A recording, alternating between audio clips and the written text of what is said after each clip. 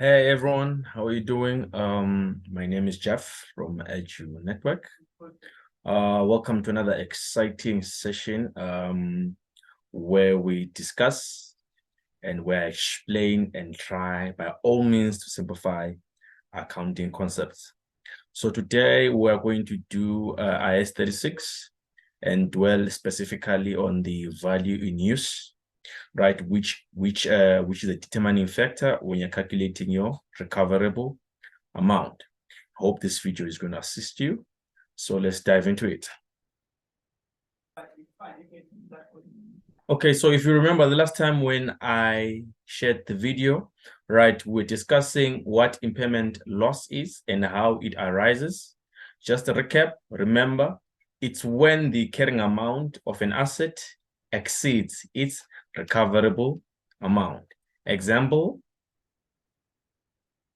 if the carrying amount is 5, the recoverable amount is 4. So we are saying the carrying amount exceeds the recoverable amount by how much? By 1.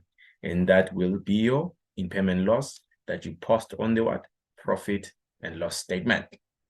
So now, to get this figure of the recoverable amount, there is the definition according to paragraph 6 of IS 36 standard, right? They are saying the recoverable amount of an asset is the higher of the fair value less cost of disposal and its value in use. So we're going to dwell more on value in use because this one is straightforward. In the questions, you'll be given the fair value, then you deduct any costs of disposal that you're going to incur to dispose of that asset. All right? Right. And then now with the value in use, right, it's got more marks because there's us using the calculator at most times. Sometimes the question will be straightforward. They give you the figure for value in use. They say, for instance, it is what? It is 100 rands, okay? It is 100 rands. And then the fair value less cost to sell is, let's say, is 95 rands. So they give it to you as it is. So you take the higher, and then that becomes your recoverable amount. But there are instances where you need to calculate the value in use using the calculator. That is what we're going to do today. Just to remind people, what is the value in use? The value in use is the present value of future cash flows expected to be derived from an asset, right? Or cash generating unit. Right, so you are saying present value. So what the company is simply doing, right? The company is simply trying to look for the future cash flows present value. You are discounting. Remember, you are looking, you're projecting, you're looking into the future. So you're saying now, what are the present values of those future cash inflows that are going to make if we decide, right, not to sell the asset, but continue to use it? What is it going to do for us? So now we look into the future, we project or we forecast, then we discount those future cash flows. So by discounting, you will get the present value of those future cash flows. Then you compare that with the fair value less cost of disposal. The higher becomes your recoverable amount. So how do you do that? You are going to use the calculator, either the Sharp or the HP. So I'm just going to use this example, right? There are so many things involved. I'm going to send a video where I will explain how I arrived here. But for now, I want us to know how to use the calculator, all right? So there is an example. So these are future amounts. So never use the current value because you are currently in 2023, like literally now we're in 2023, right? So our future years are 2024 and beyond. So for this example, right, our future years, remember these are projections. These are projections. Right, so if these are projections, so we're going to limit to 5 years. All that is in the standard, right? It's all in the standard, right? If you go to paragraph 33 of your standard IS 36, they say limit to 5 years, unless If you want to go beyond 5 years, you need to justify that in your explanation, right? So there is me subtracting that. So our figures that I want us to use are these ones, right? So these are in millions, all right? These are in millions. Right, these are all in millions, right? Not minions, but millions, all right? So I'm just going to guide you on how to then use the calculator to get the present value of this. So we need to calculate our net present value figure. How much will it be? All right. So it depends. Some of us are using the sharp calculators. Some of us are using the HPs. So I've covered both sides of the coin. All right, so let's start with the sharp calculator. So remember where you are in year 0, right? So this stands for cash flow. CF is cash flow, right? 0 simple indicates that this is presently where you are. So presently where you are, there is no cash inflow. You don't account for it because remember, it's a decision making. It's a decision making. So you are always looking into the future. So we are saying currently there is 0 on the present year that we are in. But looking into the future, that's where you start to see the numbers, right? 1. So this was cash flow, future 1, year 2, year 3, year 4, year 5. All right. So when it comes to the sharp calculator, you're going to say 0, right? I forgot to write enter here. Right, so you're going to say 0 first, okay? And then you press the enter button. It's just above your del, right? Your del what? Your del button, right? There is enter. You press that button there. Then for the second year, you don't need to do anything. You just enter this figure, 4,750,000, right? Million, right? Comma. So this comma simply indicates that what is the next stage, but you don't have to press the comma, right? You just say that number and enter. You do the same for future year 2, 5,460,000, enter. Right, you do the same for year 3, 5,325,000, you press enter. Year 4, 5,515,000, you press enter. Year 5, 5,585,000, you press enter. Right. So don't forget these commas indicate press. So you press the enter button, right? It's actually written as I indicated, E-N-T, right? Just above the del button, right? There is the enter. That's what you do. Then when you're done with this process, right, this is me saying, what do you do next? You then press the second function button on your top left corner, right? Mine is in orange, okay? You press that button and then you go and then press this button just above the enter button, right? There's a button written CFI, all right? You press it, then you see on your calculator, it's going to display the interest, all right? The interest to say enter the interest. So after pressing this button, you will get that indication from your screen to say enter the rate. So you're going to enter the rate of 7, right? You enter the rest, you press 7. I'm saying you press 7. So when you have pressed 7, you then press the enter button, right? After doing that, there is arrows, right, on your calculator, right? Just next to your screen, there is the up, there is the side one, there is the side one, then there is the bottom one. So you press that one. So when I'm saying this one, I'm indicating that you're pressing the bottom, right? Bottom arrow sign. You press that sign, then you press your compute button, then you're going to get your answer. So let's calculate our answer. So let's go 0, enter, save 4 million.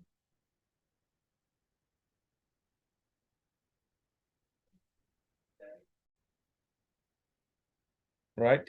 4,750,000, right? Enter.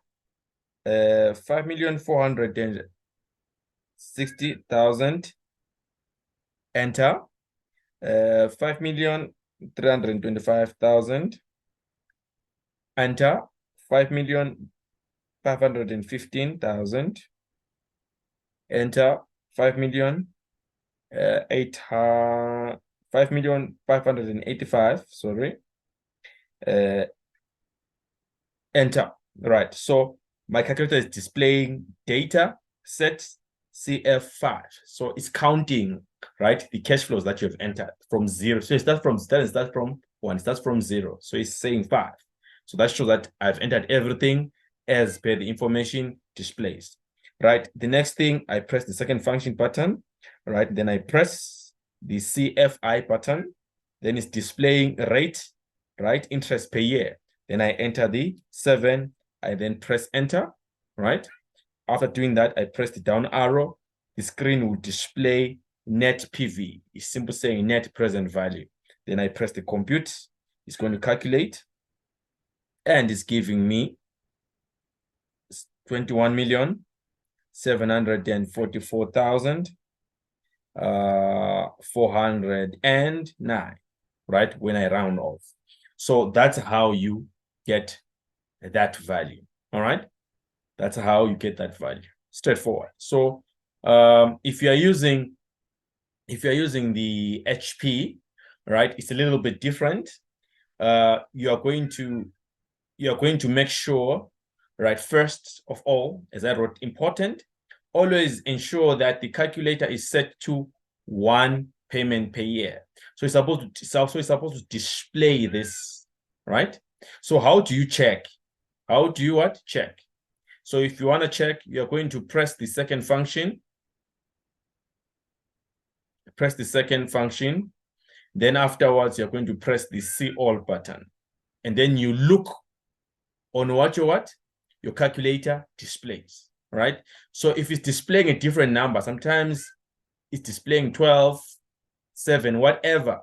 So in order to change to this presentation, right, I wrote here, how do you do that? So you're going to press 1, the second function button, then you press payment per year, right? On your right, I think it's the second button on your top right. Then from there, you test again. You say second function, See All. It's supposed to display 1 payment per year. So always make sure that, or whatever calculation you are doing when using the HP, right, you've got your calculator set to 1 payment. I usually prefer this, right? Sometimes you get other tutors saying that it's better to use to always set it up to 2 to 3. But the problem is, once you forget, then your figures will be wrong. So I prefer this default setting. All right, that's me. Right, so once that is done, right, you're going to do the same, right? Press 0, and then there's a button, right, written CFJ, right, in the center, right? There is a button, you press that button, right? Then you do the same for 4,750,000 CFJ. Do the same for that, do the same. It's also going to count and give you 5. Once you have entered all these, right? Once you have entered all this, right, you're going to then press 7 to indicate the rate, okay? You're going to press 7, the number 7, okay? And then you're going to press interest per year, right? There is no second function here. Just say 7, interest per year, right? It's actually the second button from your left, top left, right? You press that. After you've done that, you then go and press the second function. So this stands for second function.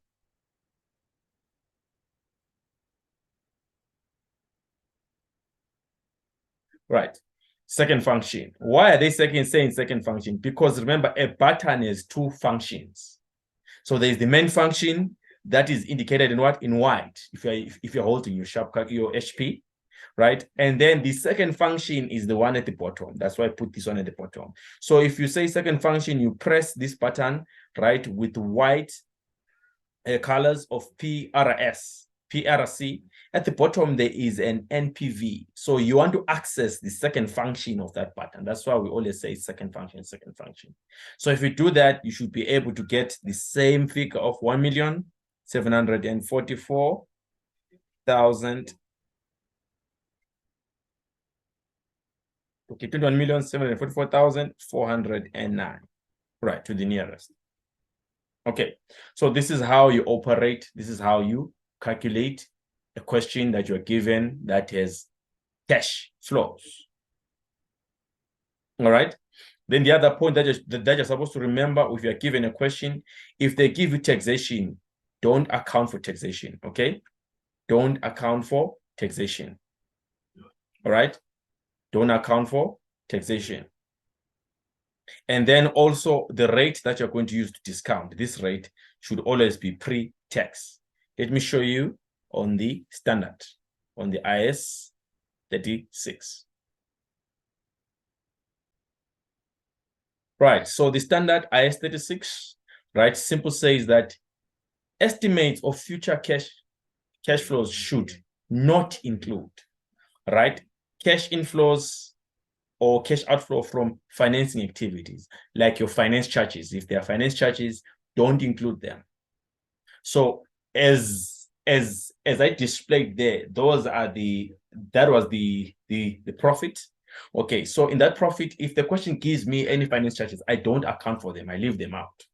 And then if there's also any tax, you also don't touch it. Okay. And then it says here on 51, it says, similarly, because the discount rate is determined on a pre-tax basis, cash flows are also estimated on a pre-tax. So before tax. So a question will give you tax. Don't come and subtract tax to get the net profit, right? As usually do, you're calculating your what? Your profit for the year. So you want the cash flows before accounting for tax or any finance charges. That is what the standard says. Okay, so I then went on to show you how to calculate the pre-tax if the examiner throws a what? A rate that is post-tax, right? For instance, so this was 5.04%. So this is equivalent to 72%. Remember, the rate before tax is always 100%. So if you remove tax, you get 72%. Simple saying, it's after tax. So this is the after tax rate. So if you want the rate before tax, before tax was removed on the rate, right, you're going to do this. You simply divide this figure by 72 to go back to 100, right, percent. So that means before we remove tax on this rate, what was the value of the rate is 7%. That is the rate that you use. So please do not forget that.